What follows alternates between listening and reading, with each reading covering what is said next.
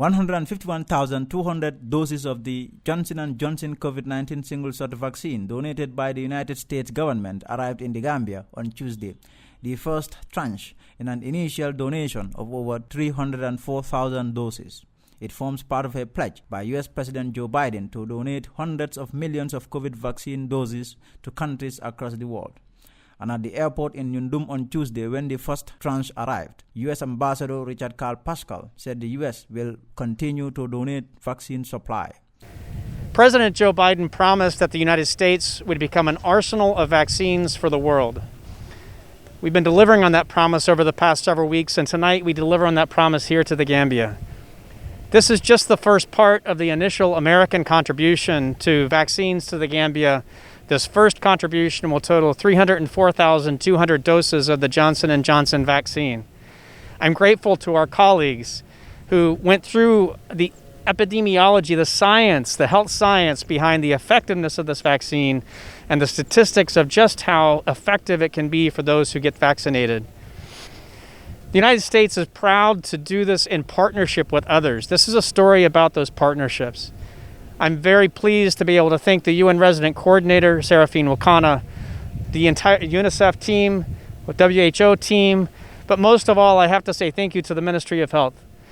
This has been a very challenging 16, 17 months that we've all been fighting against COVID-19.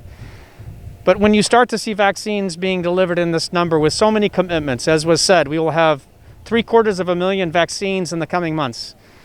This vaccine supply is not the problem.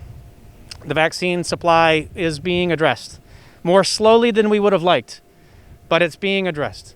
Now we need to urge and encourage our friends and family and even those strangers to get the vaccine. Health Minister Dr. Ahmadou Lamin Samate insisted the donation could not have come at a better time as the country was witnessing the third wave of COVID. The Gambia is currently witnessing its third wave of the pandemic. This is similar with countries within the sub-region. From all indications, the Delta variant, which is the most commonly isolated now, seems more transmissible and deadlier. Our data suggests current surge in cases surpasses the previous 2020 surge. The vaccine donation could not have come at a better time.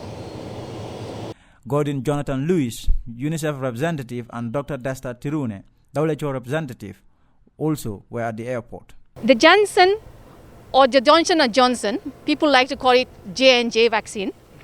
It was the first vaccine that was listed by WHO as a single dose regimen in March 2021 for emergency use in all countries and also for the COVAX rollout.